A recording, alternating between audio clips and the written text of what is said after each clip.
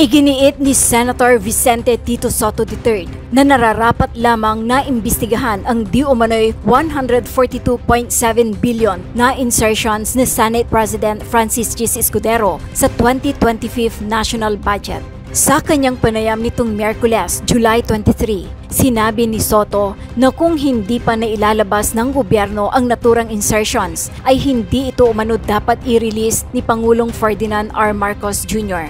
Dagdag niya, alam na umano ni Pangulong Marcos Jr. ang tungkol sa insertions at hindi niya umano ito ikinatuwa. Sinabi rin ng senador na tiyak na magkakaroon ng motion to investigate kaugnay sa insertions. It will definitely be a motion to investigate and refer this privileged speech of Senator Lacson to the proper committee. Malalang pork barrel umano para kay Senator Vicente Tito Sotto III ang di umano'y 142.7 billion insertions ni Senate President Francis Chis Escudero sa 2025 national budget. Dahil anya, ibang usapan na ito kung inilagay ang naturang insertion sa Bicameral Conference Committee o BICAM. Ipinaliwanag ng senador na noong kapanahunan ng mga old-timers katulad niya ay tinotolerate umano ang pagpasok ng mga proyekto ng mga senador para sa isang lugar sa bansa o sa bayan nito dahil usually dapat merong program of work na tinatawag. Kung pinag-usapan ninyo sa floor yan, pinasok ninyo dahil amendment ko, kailangan ko ng isang airport sa ganitong lugar. Hindi nilagay ng executive. Gusto kong ilagay. Yung mga ganon, baka matanggap ng mga kapwa-senador yan.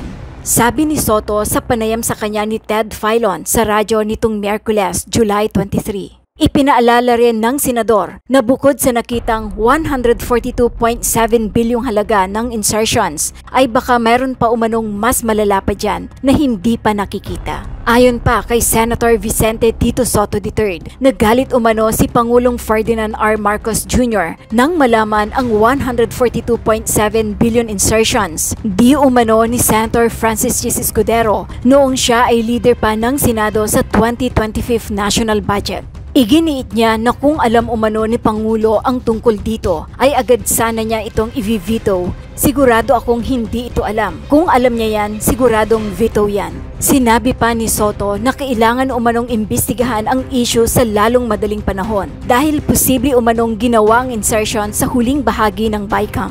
Kabilang umano sa mga naapektuhan ng budget cuts ay ang Department of Education o DepEd at Department of Health or DOH, habang ang ilang probinsya ay nakatanggap ng malaking pondo para sa infrastructure projects. 142.7 billion in budget insertions. Ito po ngayon yung lumalabas maging sa Philippine Star. Sabi po ng DBM dito, hindi sa amin galing yan, wala kaming kinalaman dyan, but definitely, yan kasama na sa budget at poder daw ng legislatura. Meron kayo reaction dito at to quote you, ang sabi niyo po dito, ito po ay scandalous. Scandalous and excessive. Yun ang sinasabi ni Tito Sen. Tanong mo namin dito, totoo ba na ito pa-imbestigahan niyo, Tito Sen?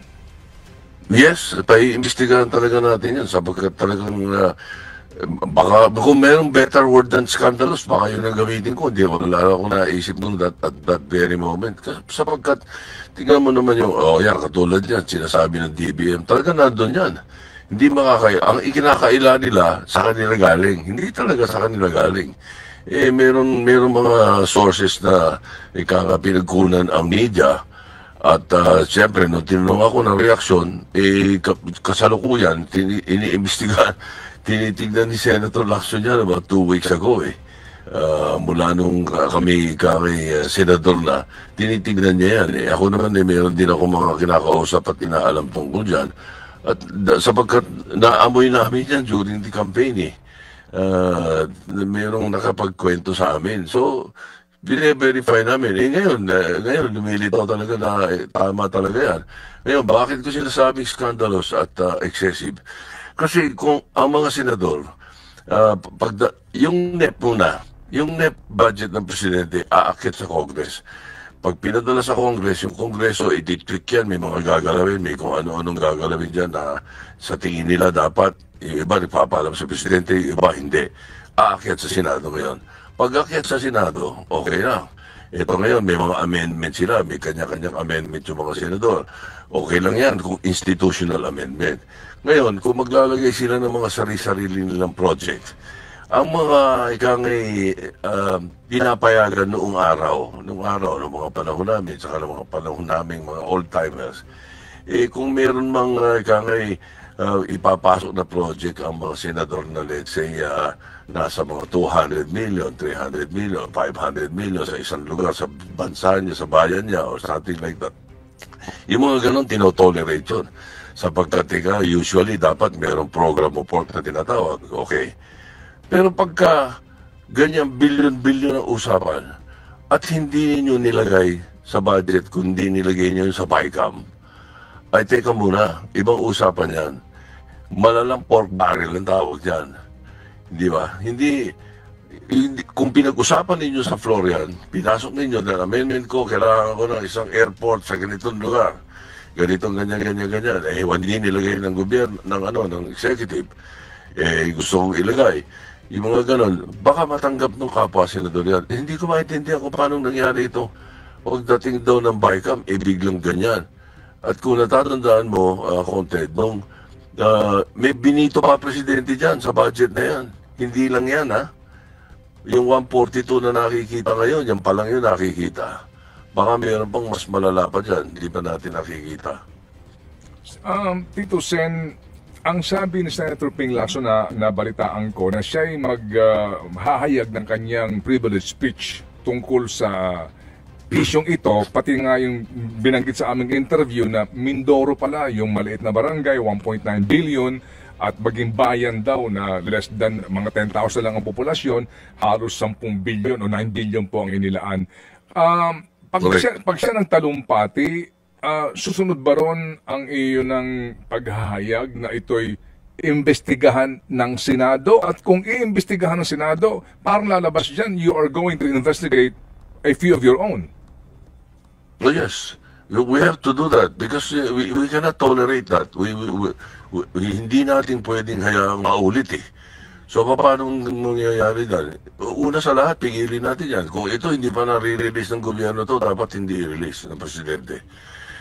Kung hindi ako nagkakamali, merong nagsabi sa akin kagabi na pag-uwi ni Presidente, gusto niyang alamin din ito sapagkat nakarating na sa kanya at medyo ang pagkakasabi sa akin, nagalit daw.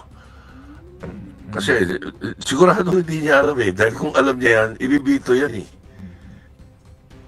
Sigurado ibibito yan. Saka nakakita ng lugar na bibigyan mo ng 10 billion para sa flood control na isang lugar. Kung yung Metro Manila, sobra pa rin yun eh. Tingnan mo naman nangyayari ngayon sa baasan yung flood control nila. Nasaan yung billion-billion na nilagay sa flood control na yan?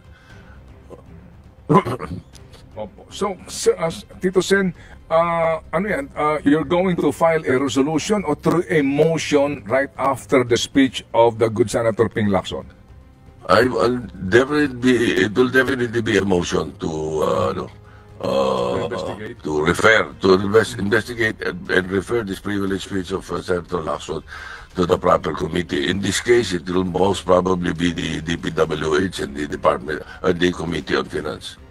Will that be the Committee on Finance? And, sir, kasi po, ngayon pa lang may agam-agam na, di ba, Senator? Kasi, with all due respect, hindi may tatanggi. Sa ngayon, parang barkadahan ang datingan Di ba? Kampi-kampihan yun lang pong assurance na dito po, talagang isusulong nyo ang investigasyon para maging lantaran, maging transparent kung ba't nangyari ito at sino mga tao responsable dito. Yes, yung mga parliamentary strategies naman medyo pinagdaanan natin yan. So alam na natin kung paano mapipilit natin na tawagin yan. Natawagan yung investigasyon niya at magkaroon ng hearing ang proper committee na itatakin nila yan. Baka nga, tingnan natin, baka may maisip sila ibang committee na pwedeng pag-referan. Tito Sen, ano ba ang magandang benepisyo para sa bayan kung sakasakali na either ikaw, o kaya si Ma'am Risa, o kaya si Sir Ping Lacson, o maging si Senator Subiri or Loren Legarda ang maging minority leader? Magandang benepisyo sa ating mga kababayan yun sapagkat talagang may scrutinize natin. Whether mapunta kami sa minority o sa majority, talagang hindi kami papayag na mangyari yung nangyari last year. Talagang i-scrutinize namin yan. Imbis na kung saan natin itapon yung pera, ba't din natin itapon sa mga kababayan nating naghihirap? Taas ng bilihin, maraming mahirap, maraming nagugutom. Pagkatapos bilyon-bilyon sa mga lugar-lugar kung saan-saan ninyo na hindi naman namin nakikita. Hindi natin nakita ba natin kung ano nangyari doon sa 10 billion doon sa municipality na yun? Nakita ba natin kung ano nangyari sa 12 billion sa Bulacan? O yung 9 billion sa Sorsogon? Nakita ba natin? Imbis na mapunta sa mga kababayan natin yan, sa yung health, di ba? Tsaka yung DepEd, yun daw mga pinagkunan daw. Ano, yun ang sabi sa akin. Yun daw ang mga pinagkunan sa BICAM. Pinagtatanggal doon at inilagay doon sa mga projects ng DPWH. Kaya nga hindi ba nagkaroon ng iskandalo nung una, hindi masyado nabigyan ng pansin sapagkat mayroong mag-i-election siguro. Kaya ganun. Mas tumaas pa ang budget ng DPWH kaya sa Department of Education, which is unconstitutional definitely. Kaya ang palusot nilang sinasabi, yun daw, hindi daw, kasama daw sa budget ng education daw yung yung sa PNPA, yung sa PMA, by lahat. Hindi totoo yun. Through the years, kung ilang daang taon sa Pilipinas, hindi nangyayari yun. Kaya nga, since the 1987 Constitution, education should be the highest budgetary Sino ba ang promotor nitong 142.7 billion na insertion? Yun ang gusto nating malaman. At mahirap tayo magturo kung hindi tayo nakakasiguro kung paano nangyari yan. So, yun ang importante. Ano ba nangyari sa BICAM? Dahil ang kwento sa amin, sa BICAM daw nangyari yan. Hindi pwede yun. Yun ang magiging benepisyo ng mga kababayan natin na nandoon kami. Sapagkat kahit kailan, hindi namin pinalusot yan. Lalo na ngayon, lalo natatandaan ninyo yung panahon ni si Gloria Macapagal ang speaker ng House, ako Senate President. Pagkatapos yung House, after BICAM, nagsingit ng 75 billion, hindi ko pinalusot. Hindi ako pumayag kahit anong mangyari. Nagpunta pa sa akin yung isang congressman, sumalangit nawa siya. So, nagpunta pa sa akin at kasi wala na siya rito. So, nagpunta pa sa akin at parang pinaparamdaman ako na hindi naman daw makikinabang din daw kami doon. Sabi ko, sabi mo sa mga leader ninyo, hindi nyo ako kilala, no? Sabi ko, masama pagkakilala nyo sa akin. Sabi ko, hindi ako papayag. So, hindi ko gagawin sa mga kababayan natin yun. So, magiging resource person nyo dito si Senator Grace po na naging chairman ng Committee on Finance in the Senate during the budget deliberation. Hopefully, yes. So, kailangan na imbitahin natin siya at tanongin natin. Opo. Sige. Lalo na yung mga taga-DBM, saka yung mga taga-Department of Finance, yung mga nag-handle sa House at saka sa Senate ng budget. So ito hong 142 lalabas, Senate counterpart ng insertion kasi meron pa sa House din Nagkanya-kanya sila doon Malamang. Malamang. Paano nakalusot sa House yun na magkaroon ng ganun? Kung hindi meron din doon. Kaya lang, baka hindi naman ganun katindi. Opo. Ito kayang 142.7, bahagi ito ng 228, na, if you recall, di ba, na isiningit sa DPWH budget. Ito ba yun? Oo, malamang. Oo. I strongly suspect that it is part of that. Okay, ito nga po yung kamot ulo si Presidente, no? Kung paano niya maaayos tong problemang ito. O yan, sumagot na si Chis Escudero tungkol sa issue ng 142.7 billion na insertions sa 2025 national budget. Maalala natin na nitong nakaraang mga araw, tahimik si Chis Escudero. Kahit kaliwat kanan yung mga sa kanya, pagbati ko sa kanya dyan sa controversial na yan na pork barrel. Actually, pork barrel yan pork barrel yan. So, napilitang sumagot si Chis Escudero kasi ang nasabi nga natin, Lagi naman siyang nakikipag-usap sa media, lagi siyang may press briefing, press con. Bakit itong issue na ito, hindi niya masagot-sagot? O ngayon, nagpa-interview siya sa ABS-CBN. Nagpa-interview siya, mga 30 minutes mahigit. Ngayon, ang sagot niya, nakakakumbinsi ba ang sagot niya? Yun ang nakakalungkot, hindi pa rin. Ang sagot niya ganito, ay yung ano na yan, yung 142.7 billion, ang liit lang naman yan. 2% lang yata yan, o hindi pa, ng 6 ilang trillion na budget. Ganun. Ganun yung paliwanag ni Chis Escudero. Bakit daw pinag-iinitan niyang 142.7 billion? Ang liit lang naman daw niyan, hindi pa 2%. Ganun? Maliit ba yun? So nakita nyo na, mga kabunyog, mga kababayan. Sa kanila, ang 142.7 billion ay maliit. Naliliitan pa si Chis doon.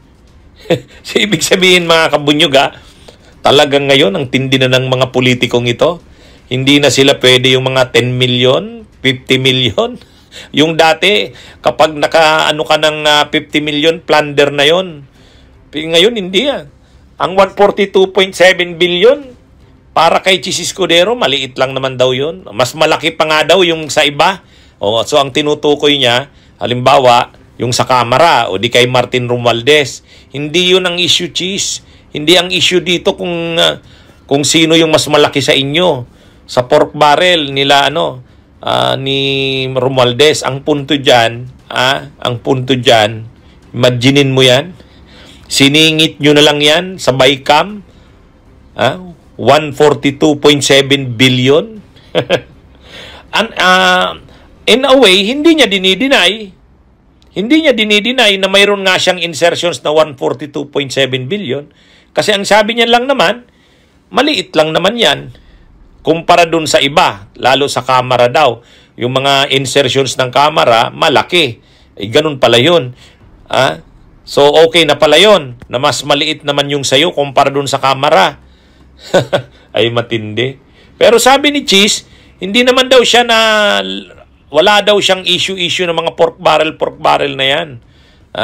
Kahit sa tagal niya na daw sa gobyerno, hindi siya na-issuehan ng pork barrel.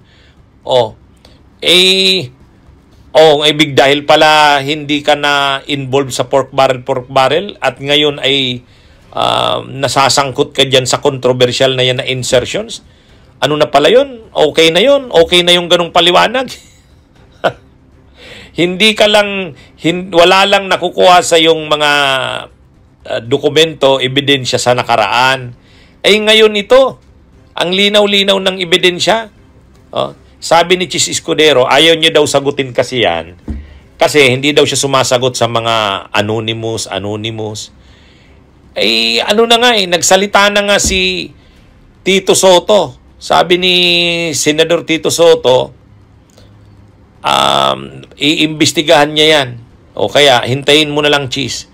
So, dahil yan, iimbestigahan yan, ibig sabihin yan, hindi yan chismis. Mayroong mga dokumentong hawak sila niyan. Kaya, hintayin na lang natin yung paliwanag mo. Pero wag mong sabihin na chismis lang yan. Napakadetalyado ng mga figures, ng mga data doon. Hindi yun gawa-gawa lang, hindi chismis yun. May mga document na feature nga sa politico.com. Hindi naman gagawa ng ganyan mga artikulo yung mga politico.com, yung Bilyonaryo Channel, nang wala silang source. May source sila. Hindi rin magsasalita ng ganyan si Tito Soto nang wala siyang hawak ng dokumento na yan. Kaya wag mong sabihin, Chis, na ano lang yan. Anonymous. Hindi anonymous yan. Seryosong mga aligasyon yan.